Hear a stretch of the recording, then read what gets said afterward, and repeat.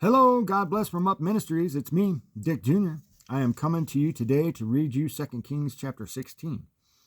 I prayed and I asked God to help me to speak with you before I started this video. And I suggest that you pray also when you place yourself in God's Word and you ask Him for knowledge, wisdom, and understanding specifically. And I'm going to promise you that He's going to give them to you. How can I make that promise? Because God does not want us to be in the dark concerning His Word, concerning His perfect plan of salvation, concerning what's coming up, what's all the things in this world, and what He needs us to be, and who He is, and what He's done, and all these things are contained in this book. There's many, many more, but He doesn't want us to be in the dark.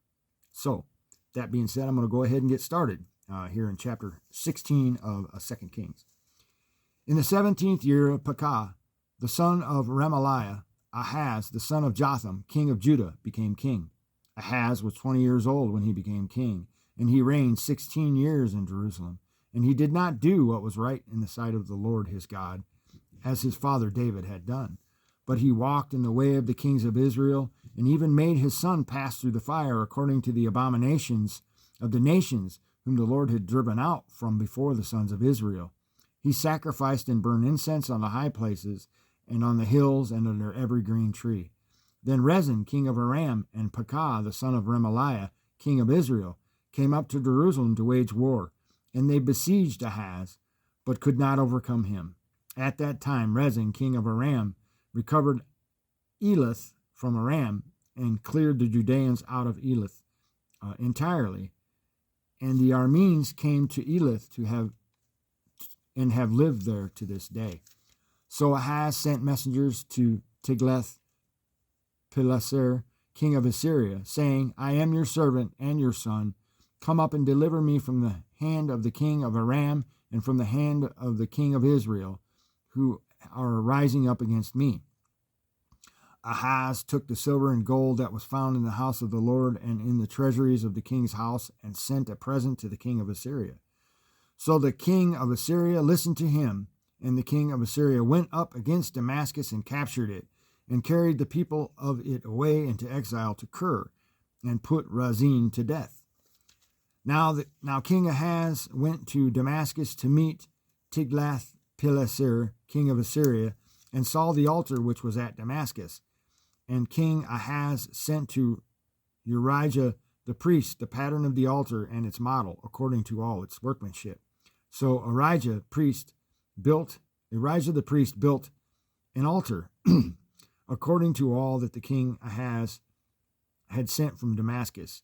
Thus Urijah the priest made it before the coming of King Ahaz from Damascus. When the king came from Damascus, the king saw the altar. Then the king approached the altar and went up to it. He burned his burnt offering and his meal offering, and poured his drink offering, and sprinkled the blood of his peace offerings on the altar.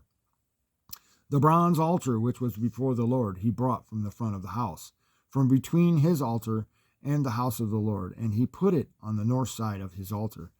Then King Ahaz commanded Urijah the priest, saying, Upon the great altar burn the morning burnt offering, and the evening meal offering, and the king's burnt offerings, and his meal offering, in the burnt offerings of all, with the burnt offering of all the people of the land, and their meal offering and their drink offerings, and sprinkle on it all the blood of the burnt offering, and all the blood of the sacrifice. But the bronze altar shall be for me to inquire by. So Urijah the priest did according to all that King Ahaz commanded. Then King Ahaz cut off the borders of the stands and removed the laver from them. He also took down the sea from the bronze oxen which were under it, and put it on a pavement of stone. The covered way for the Sabbath, which they had built in the house, and the outer entry of the king, he removed from the house of the Lord because of the king of Assyria. Now the rest of the acts of Ahaz, which he did, are they not written in the book of the Chronicles of the kings of Judah? So Ahaz slept with his fathers, and was buried with his fathers in the city of David. And his son Hezekiah reigned in his place. And that is all I have for 2 Kings chapter 16. Thanks for listening, and God bless.